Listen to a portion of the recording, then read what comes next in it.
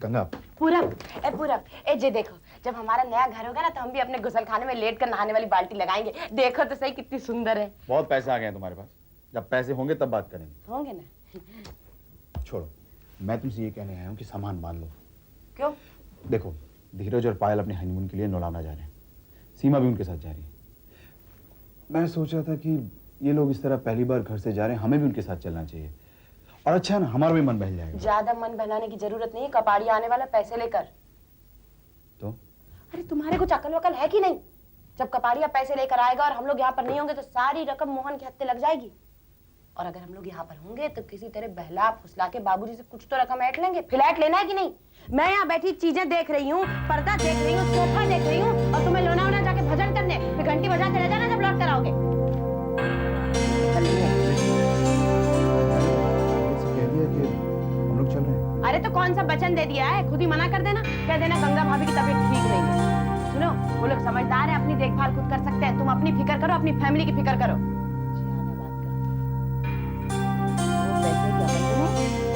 बड़े समझदार हैं। अब गुमसान क्यों बैठ गए? जाके मना करो ना। जल्दी आओ, फिर आप पर्दे दिखा दो।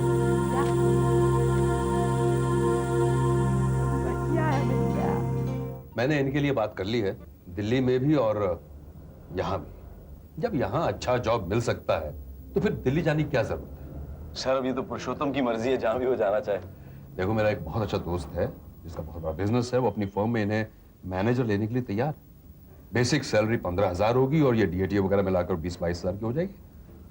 Sir thank you very much. मुझे थोड़ा सा वक्त दें, मैं गौरी और माँ से राय मशवरा कर लूं।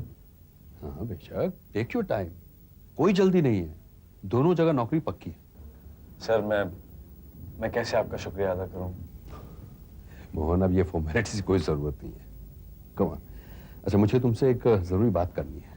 सर आप इनसे बात करें, मैं खुशखबरी घर जाकर देना चाहता हूँ, और मैं आपका यह एहसान कभी नहीं भूलूंगा सर, और आपके विश्वास को भी ठेस नहीं पहुंचने दूंगा। बस बस पुरुषोत्तम, बस। अरे पुरुषोत्तम, एक काम करो ना, थोड़ी देर रुको, मैं भी चलता हूँ। नहीं मोहन, मैं जल्दी से जल्दी ये खुशखबरी गौरी को सुनाना चाहता हूँ। सर एक बार फिर से वेरी वेरी थैंक्स सर। मैं मिलता हूँ बाद में। कितने खुश है ना पुरुषोत्तम भाई साहब, गौरी को खुशखबरी सुनाने के लिए कितनी जल्दी थी। सर आप मुझसे कुछ बात करना चाह रहे थे? हाँ मोहन, बात यह है कि तुमने अपनी शादी 1 महीने के लिए टाल दी है। कुछ लोग खुश नहीं हैं। ठीक है, मान लिया, लेकिन शादी की तैयारियां करनी है, फिर वक्त करना होगा। सर बस कुछ दिन और रुक जाइए। ठीक है भाई, अब तुम इसे मनाओ और समझाओ, ये तो हमेशा मेरे पीछे पड़ी रहेगी। भाई अब तुम दोनों जानो कब करना है, कैसे करना है, जब डिसाइड कर लो तो मुझे बता देना। जी ओके बेटा, जा बेटा, मैं जा रहा हूँ, take care. You too. Okay बेटा। जी सर। सोनल, मैं भी चलता हूँ। क्यों? फिर से कोई काम याद आ गया क्या? नहीं, वो मुझे तुम बैठ तो करो, मेरे लिए भी थोड़ा सा वक्त निकाला करो। आखिर हमें डिसाइड तो करना है। जो डिसाइड करना है तुम कर लो ना, मुझे कोई ऑब्जेक्शन नहीं है। कॉलेज पहुंचना है। कोई ना कोई एक्सक्यूज तो तुम निकाल देते। मैंने सोचा था आप साथ में बैठ के लंच करेंगे। आज नहीं, कल मिलते हैं। प्रॉमिस? प्रॉमिस। तो फिर एक काम करते हैं, कल ही क्यों? आज शाम को ही चलते हैं, कल तो बहुत देर बाद आएगा ना। प्लीज। अच्छा ठीक है, आज शाम को बस। ओह वाह, तो फिर मैं तुम्हारा गार्डन रेस्टोरेंट में शार्प एट 7:30 वेट करूंगी। Okay bye, I will see you there. Okay bye.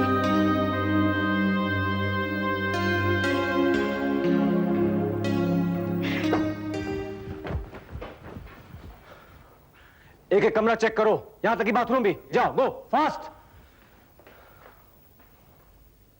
कुछ भी नहीं यहां तो, लगता है भाग निकला। सर पूरा घर चांद मारा, घर में कोई नहीं है। शिट, बहुत चालाक निकला ठाकुर, उसे खबर मिल गई होगी इसीलिए भाग निकला।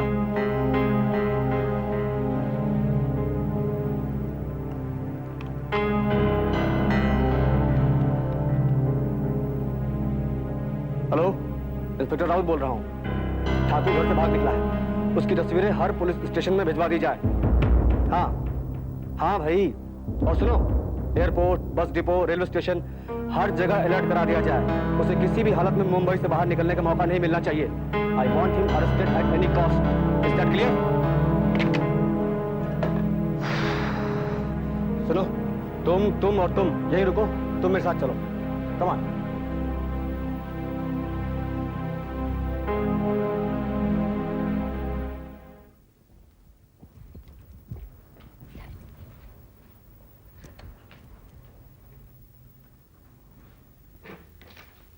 ये लीजिए आपका check. Thank you so much Kapadia साहब। इसमें थैंक यू की क्या बात है जनार्दन जी, आपकी रकम थी, आपको मिल गई, मेरी जिम्मेदारी खत्म हुई और मैं कोर्ट कचहरी के चक्रों से भी बच गया। नहीं नहीं, लेकिन आपको भी इस सारे चक्कर में काफी तकलीफ उठानी पड़ी है। सबसे बड़ी तकलीफ तो आपको उठानी पड़ी है जनार्दन जी। ठीक है, मैं चलता हूँ। चलिए, आपको आपके पैसे वापस मिल गए। भला हो कापड़िया का। लेकिन सीता, इस पैसे की अब मुझे जरूरत नहीं है, ये तुम्हारे पैसे हैं। लेकिन जनार्दन, अरे भाई, मोहन की शादी होने वाली है, तुम लोग अपने लिए एक अच्छा सा फ्लैट ले लो। कब तक किराए के घर में रहोगे? लो, पकड़ लो। जनार्दन, आप और आपके परिवार को घर की ज्यादा जरूरत है। आप, मीता, 2 बेटे और अब तो 3 बहुएं भी हैं। इन पैसों से आप नया घर खरीदिए और उसमें शिफ्ट हो जाइए। मैं और मोहन, बस हम दोनों के लिए वो घर काफी है। मेरी बात समझने की कोशिश करो, मोहन की शादी होने वाली है, कल को बहू घर में आएगी, भगवान ने चाहा तो बच्चे होंगे। कब तक किराए के उस मकान में रहोगे तुम लोग? हाँ? जिद मत करो। वैसे भी ये पैसे तुम्हारे हैं, मुझे इस्तेमाल करने का हक नहीं है इन्हें। मैंने खाने पीने जाना।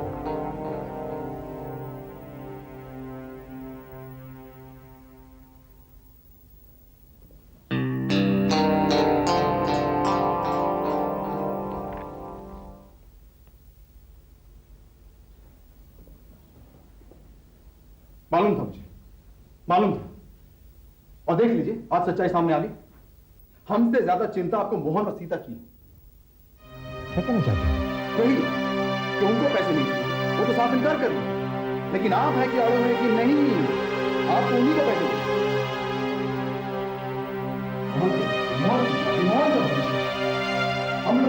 हम तो पढ़े नहीं गए थे।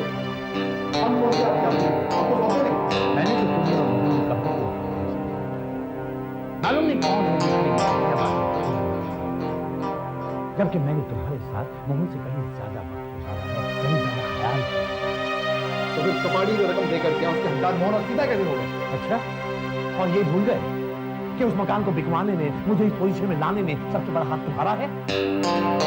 जब ये मोहन और सीता ने मुझे पैसे दिए थे उस फ्लैट को लेने के लिए, जो मैंने लौटा दिया क्योंकि उस पर उन्हीं का हक था।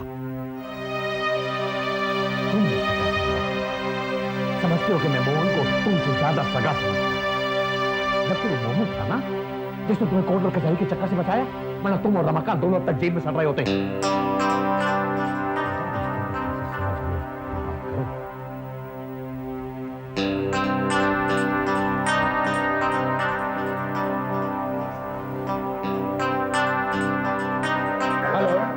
कंट्रोल रूम से इंस्पेक्टर वाघमारे बोल रहा हूँ। इंस्पेक्टर राव से बात कराएंगे प्लीज? हाँ सर, राउत साहब तो नहीं है, मैं उनको बता दूंगा। 1 minute sir, please hold on. आ गए हो? सर, कंट्रोल रूम से फोन है, वो आपसे बात करना चाहते हैं। ठीक है, मैं देखता हूँ। हेलो, हाँ इंस्पेक्टर वाघमारे, क्या इन्फॉर्मेशन है? हाँ सर, हमने हर जगह तलाशी ली है सर, लेकिन ठाकुर का कहीं कुछ पता नहीं चला। इंटरनेशनल एयरपोर्ट से खबर मिली है कि 1 घंटे पहले वहाँ से 2 फ्लाइट निकली है सर, एक सिंगापुर के लिए और दूसरी दुबई के लिए, और हो सकता है कि वो इनमें से किसी एक से।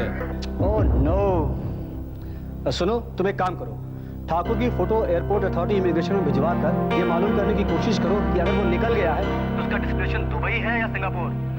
और जब तक एयरपोर्ट वालों का जवाब ना आए, ठाकुर को तलाशने का काम बंद नहीं होना चाहिए, समझे? हो सकता है हमें इंटरपोल की हेल्प लेनी पड़े। Okay sir. Okay, bye.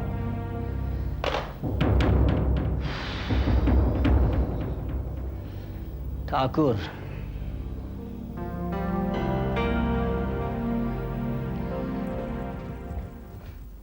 बुढ़ा कहीं का। मुझे तो पहले सीमा बड़ा भरोसा था तुम्हें जनार्दन पे कि रकम आते सब कुछ हमारे हाथ में रख देगा, ये लो गंगा बेटी, ये लो पैसे, अपने लिए एक फ्लैट खरीद लो। अरे वो जितना सीधा साधा दिखता है ना, उतना सीधा साधा है नहीं, बहुत चालाक है। उसका बस चले तो सब कुछ वो सीता और मोहन के नाम कर दे। अब इन सब बकबक से भी कुछ नहीं होने वाला, वो हमें पैसे नहीं दे देंगे। ऐसे सोचा तो मैंने ऐसे नहीं था कि हमें कुछ भी नहीं मिलेगा। मेरा क्या होगा, मेरे बच्ची का क्या होगा? ये सब कुछ तुम्हारी बकबक से हुआ है। उस दिन ना जाने शराब के नशे में तुमने क्या क्या कह दिया उन्हें। अब इसके लिए भी तुम मुझे जिम्मेदार ठहरा रही हो? अब चुप कर जाओ, मुझे सोचने दो।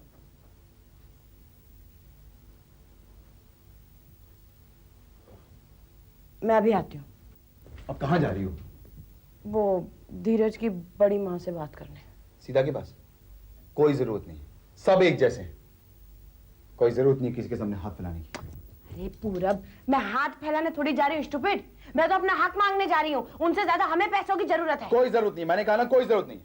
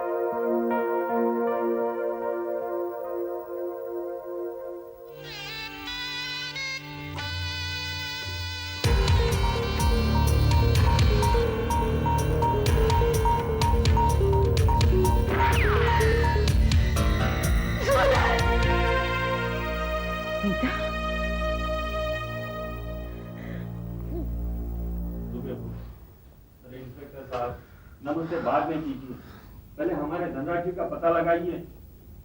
आप कांस्टेबल कर रहे हैं क्या वहाँ? भेज दीजिए उन्हें यहाँ वहाँ, जल्दी ढूंढ लीजिए। आप परेशान है, मैडम परेशान है। पता नहीं धनराज कहाँ चला गया। 10 मिनट के अंदर मुझे इधर बंगले पे। भगवान खैर करे। मेरे मना करने पर भी आपने नहीं माना, जाने दिया उसे। अभी तो बड़ी मुश्किल से उसे होश आया था। सब कुछ भूलने के बाद भी वो कम से कम हम लोगों के साथ तो था। न जाने उसे। अब तुम मुझे और टेंशन मत दिलाओ। अब दुबे साहब फोन कर रहे हैं, उन्होंने अपने आदमी भेजे, वो आता ही होगा। दुबे साहब क्या हुआ, कुछ कीजिए। डोंट वरी सर, मेरे लोग ढूंढ लाएंगे। कब? इतनी देर हो गई, आपने उसे जाने ही नहीं दिया होता। उसकी हालत ऐसी नहीं थी कि वो कहीं अकेले जाता। अब तुम जरा चुप करो। चला जाता ये। अरे दुबे साहब, आप हाथ पे हाथ धरे क्या बैठे, फोन मिलाइए। जी सर। कब मिलाइए? जी सर, फोन ही कर रहा था सर मैं। हेलो, दुबे बोल रहा हूँ। अरे डरो मत, तुमने डरावना सपना देखा ना, इसलिए तुम्हें ऐसा लग रहा है। ये लो पानी पी लो, जरा ठीक लगेगा। दीदी, दीदी कोई मेरे सूरज को मारने की कोशिश कर रहा है। क्यों दीदी, मेरे सूरज ने किसी का क्या बिगाड़ा है? नहीं होता, अरे ऐसा कुछ भी नहीं है। तुमने सपने में कोई बुरी बात देखी ना, इसलिए तुम्हें ऐसा लग रहा है। देखो, याद करो, सीमा, पायल और धीरज सूरज को लेने गए हैं। वो सूरज को लेकर कुछ दिनों के बाद वापस आएंगे। हाँ हाँ, सो जाओ, थोड़ा आराम से सो जाओ। मैं हूं ना यहाँ, मैं हूं तुम्हारे साथ। सूरज आएगा ना वापस? हाँ बिल्कुल आएगा, मैं हूं यहाँ तुम्हारे साथ। हाँ, सो जाओ।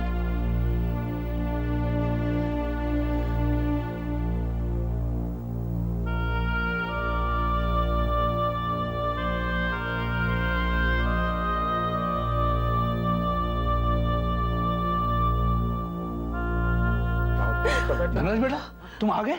धनराज, कहाँ रह गए थे तुम? मेरी तो जान निकल गई थी बेटा, इतनी देर लगा दी। कम से कम एक फोन तो कर दिया होता। अच्छा हुआ कि बरखा जी, आप इसे कहाँ मिली?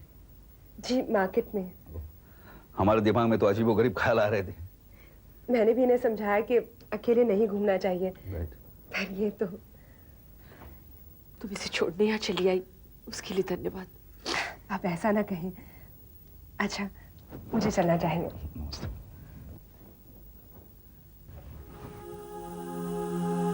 धनराज, चलती हूँ। मैं कल आऊंगी ना आपके। तुम अपना ध्यान रखना। जी नमस्ते। नमस्ते। चलो बेटा, हाथ मुंह धो लो, मैं खाना लगा देती हूँ। आओ ना, चलो। चलो, ये अच्छा हुआ कि धनराज जी घर लौट आए। दुबे जी, कल से मुझे यहाँ पे सिक्योरिटी चाहिए। मैं नहीं चाहता कि मेरा बेटा अकेला घर से बाहर जाए। आज तो उसकी किस्मत अच्छी थी जो उसे बरखा जी मिल गई और वो घर आ गया। डोंट वरी सर, कल सुबह ही सिक्योरिटी वाला यहाँ होगा। जा सकता हूँ प्लीज। Thank you.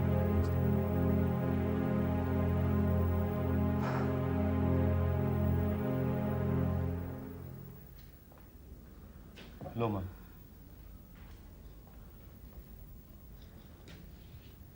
ऐसी क्या बात हो गई माँ कि तुम सुबह सुबह आ गई? कल रात कपाड़िया ने आकर तुम्हारे पिताजी को पैसे दे दिए। ये तो बहुत अच्छी बात है माँ। हाँ, लेकिन उन्होंने वो चेक मुझे दे दिया।